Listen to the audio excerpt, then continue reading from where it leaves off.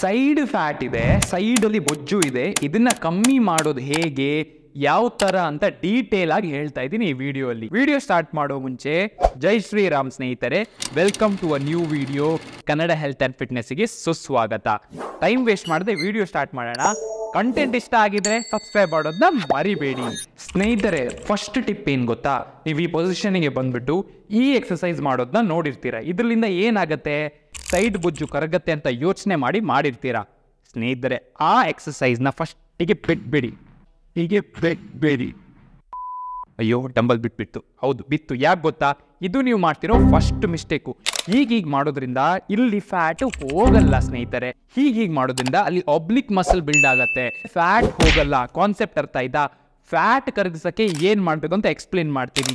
Basic ಪಾಯಿಂಟ್ಗೆ ಬರೋಣ. ಸೈಡಲ್ಲಿ fat ಬರೋದು ಹೇಗೆ ನೋಡಿ.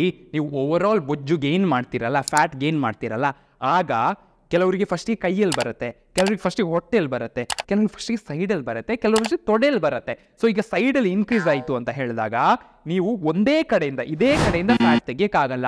ಸೊ ಏನು ಮಾಡಬೇಕು, ಆಗ ಓವರ್ ಆಲ್ ಬಾಡಿ ಫ್ಯಾಟ್ನ ಕಮ್ಮಿ ಮಾಡಬೇಕು. ಓವರ್ ಆಲ್ ಬಾಡಿ ಫ್ಯಾಟ್ನ ಕಮ್ಮಿ ಮಾಡಿದಾಗ ನಿಮ್ಮ ಜೆನೆಟಿಕ್ಸ್ ಪ್ರಕಾರ ನಿಮ್ಮದು ಫ್ಯಾಟ್ ಇಳಿಯತ್ತಾ ಬರುತ್ತೆ. ಜೆನೆಟಿಕ್ ಪ್ರಕಾರ ಫ್ಯಾಟ್ ಇಳಿಯುವಾಗ ಕೆಲವರಿಗೆ ಫಸ್ಟ್ ಸೈಡಲ್ಲಿ ಹೋಗುತ್ತೆ, ಕೆಲವರಿಗೆ ಚೆಸ್ಟಲ್ಲಿ ಹೋಗುತ್ತೆ. ಸೊ ಬೇಸಿಕಲಿ ಸೈಡಲ್ಲಿ ಹೋಗೋ ತನಕ ನೀವು ಫ್ಯಾಟ್ನ ಇಳಿಸ್ಬೇಕು. ಸೊ ಇದನ್ನ ಹೇಗೆ ಮಾಡೋದು? ಮೊದಲನೇದಾಗಿ ನಿಮ್ಮ ಡಯಟಲ್ಲಿ ಕ್ಯಾಲೋರಿಕ್ ಡೆಫಿಸಿಟ್ ಆಗಿ ನೀವು ತಿನ್ನಬೇಕು. ಕ್ಯಾಲೋರಿಕ್ ಡೆಫಿಸಿಟ್ ಅಂದರೆ ನಿಮ್ಮ ಓವರ್ ಆಲ್ ಬೊಜ್ಜು ಕರಗಿಸಕ್ಕೆ ಎಷ್ಟು ಕ್ಯಾಲೋರೀಸ್ ತಿನ್ಬೇಕಲ್ಲ, ಅದು ಕ್ಯಾಲೋರಿಕ್ ಡೆಫಿಸಿಟ್. ಈಗ ಕ್ಯಾಲೋರೀಸ್ ಅಂದ್ರೆ ಏನಂತ ಕೇಳ್ತಾರೆ. ಕ್ಯಾಲೋರೀಸ್ ಅಂದ್ರೆ ಈಗ ನೀವು ಏನೇ ಆಹಾರ ತಿಂದ್ರು ಅದರಲ್ಲಿ ಇಷ್ಟು ಎನರ್ಜಿ ಅಂತ ಇರುತ್ತೆ. ಆ ಎನರ್ಜಿಯನ್ನು ಮೆಜರ್ ಮಾಡಕ್ಕೆ ಯೂಸ್ ಮಾಡುವ ಯೂನಿಟೇ ಕ್ಯಾಲೋರೀಸು. ಸೊ ಇಷ್ಟು ಕ್ಯಾಲೋರೀಸ್ ತಿಂದಾಗ ಬೊಜ್ಜು ಕರಗತ್ತೆ ಅಂತ ಇರುತ್ತೆ. ಅದನ್ನ ನೀವು ಫಸ್ಟ್ ತಿನ್ಬೇಕು.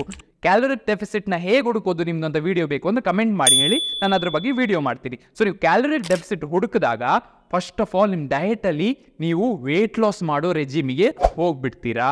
ಸೊ ಫಸ್ಟ್ ಪಾಯಿಂಟ್, ನೀವು ಯಾವುದೇ ಎಕ್ಸಸೈಸ್ ಸ್ಟಾರ್ಟ್ ಮಾಡೋ ಮುಂಚೆ. ಸೆಕೆಂಡ್ ಪಾಯಿಂಟ್ ಸ್ನೇಹಿತರೆ, ನಿಮ್ಮ ಡಯಟಲ್ಲಿ ನೀವು at least 1 gram per kg protein ತಗೊಳ್ಬೇಕು.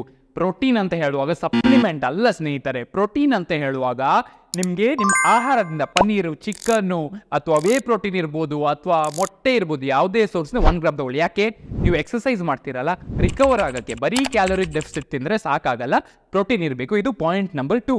ಥರ್ಡ್ ಪಾಯಿಂಟ್ ಬಂದ್ಬಿಟ್ಟು ನೀವು ಕ್ಯಾಲೋರೀಸ್ನ ಬರ್ನ್ ಮಾಡಬೇಕು. ಕ್ಯಾಲೋರೀಸ್ನ ಬರ್ನ್ ಮಾಡೋಕ್ಕೆ ನಿಮ್ಮ ಹತ್ರ ಪ್ರೈಮರಿ ಡೈರೆಕ್ಟ್ ಆಪ್ಷನ್ ಇರೋದು ಟ್ರೆಡ್ಮಿಲಲ್ಲಿ ನಡೀರಿ ಅಂತ ಹೇಳ್ತಾರೆ. ಸೆಕೆಂಡ್ ಆಪ್ಷನ್ ಇರೋದು HIIT ವರ್ಕೌಟ್ ಮಾಡ್ಬೋದು. ಹೋಮ್ ವರ್ಕೌಟ್, ಬೇರೆ ಬೇರೆ ವರ್ಕೌಟ್ ಇದೆ. ಆ workout in detail home workout ಬೇಕಾದ್ರೆ ಕಮೆಂಟ್ ಮಾಡಿ, ಯಾಕಂದ್ರೆ ಅದು ಕಂಪ್ಲೀಟ್ ವಿಡಿಯೋ ಇರುತ್ತೆ, ನಿಮಗೋಸ್ಕರ ನಾನು ಮಾಡ್ತೀನಿ. ಮೂರನೇ ಆಪ್ಷನ್, ನಿಮ್ಮ ಓವರ್ ಆಲ್ ಆಕ್ಟಿವಿಟಿನೂ ನೀವು ಇನ್ಕ್ರೀಸ್ ಮಾಡ್ಕೊಳ್ಬೋದು. ನೀವೇನೇ ಕೆಲಸ ಮಾಡ್ತಿದ್ದೀರಾ ಅದನ್ನ ಜಾಸ್ತಿ ಮಾಡಿಬಿಡಿ. ಆಗ ಏನಾಗುತ್ತೆ, ಆಟೋಮ್ಯಾಟಿಕ್ ನಿಮ್ಗೆ ಗೊತ್ತಾಗದೆ ಕ್ಯಾಲೋರೀಸ್ ಬರ್ನ್ ಮಾಡ್ತೀರಾ. ಕಾನ್ಸೆಪ್ಟ್ ಅರ್ಥ ಆಯ್ತಾ?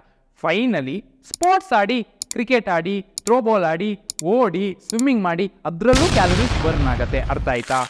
ಫೈನಲಿ ಉಪವಾಸ ಮಾಡಿ ಕ್ರ್ಯಾಶ್ ಡಯಟ್ ಮಾಡೋದನ್ನ ಬಿಡಬೇಕು. ನೀವು ಉಪವಾಸ ಮಾಡಿ ಕ್ರ್ಯಾಶ್ ಡಯಟ್ ಮಾಡೋದನ್ನ ಬಿಡ್ತೀರಲ್ಲ, ಆಗ ಏನಾಗುತ್ತೆ, ಒಂದು ಸಸ್ಟೈನೇಬಲ್ ವೇಯಲ್ಲಿ ಸ್ವಲ್ಪ ಫ್ಯಾಟ್ ಕಮ್ಮಿ ಮಾಡ್ತಾ ಹೋಗ್ತೀರಾ. ಸ್ವಲ್ಪ ಫ್ಯಾಟ್ ಕಮ್ಮಿ ಮಾಡ್ತಾ ಹೋದಾಗ ಓವರ್ ಆಲ್ ಬೊಜ್ಜು ಕರಗತ್ತೆ. ಓವರ್ ಆಲ್ ಬೊಜ್ಜು ಕರಗಿದಾಗ ಸೈಡ್ ಫ್ಯಾಟು ಕರಗತ್ತೆ. ಗೊತ್ತಾಯ್ತಲ್ಲ? ಇದನ್ನ ಫಾಲೋ ಮಾಡಿದ್ರೆ 100% ರಿಸಲ್ಟ್ ಬರುತ್ತೆ. ಬೇಕಾದ್ರೆ ನೀವು ನೋಡಿ, ನಮ್ಮ ಕ್ಲೈಂಟ್ಸು ಟಕ್ ಟಕ್ ಟಕ್ ಟಕ್ ಟಕ್ ಟಕ್ ಟಕ್ ಟಕ್ ಅಂತ ಆಗ್ತಾ ಇದ್ದೀನಿ. ಎಲ್ಲರದ್ದು ಸೈಡ್ ಫ್ಯಾಟ್ ಕರಗಿದೆ. ಹೇಗೆ? ಅವ್ರ ಬಾಡಿ ಪ್ರಕಾರ ಆಹಾರ ಕಸ್ಟಮೈಸ್ ಮಾಡಿ. ಸೊ ನೀವು ಇದೇ ಥರ ಫಾಲೋ ಮಾಡಿ, ಈ ಟಿಪ್ಸ್ನ ಫಾಲೋ ಮಾಡಿ, ರಿಸಲ್ಟ್ ಬರುತ್ತೆ. ವಿಡಿಯೋ ಇಷ್ಟ ಆಗಿದ್ರೆ ಲೈಕ್ ಕೊಟ್ಬಿಟ್ಟು ಇದೇ ಥರದ ಹೆಲ್ತ್ ಆ್ಯಂಡ್ ಫಿಟ್ನೆಸ್ ಕಾಂಟೆಂಟ್ಗೆ ಕನ್ನಡ ಹೆಲ್ತ್ ಆ್ಯಂಡ್ ಫಿಟ್ನೆಸ್ ನನ್ನ ಚಾನೆಲ್ನ ಸಬ್ಸ್ಕ್ರೈಬ್ ಮಾಡಿ. ಮತ್ತೆ ಸಿಗೋಣ ನೆಕ್ಸ್ಟ್ ವಿಡಿಯೋಲಿ. Until then take care.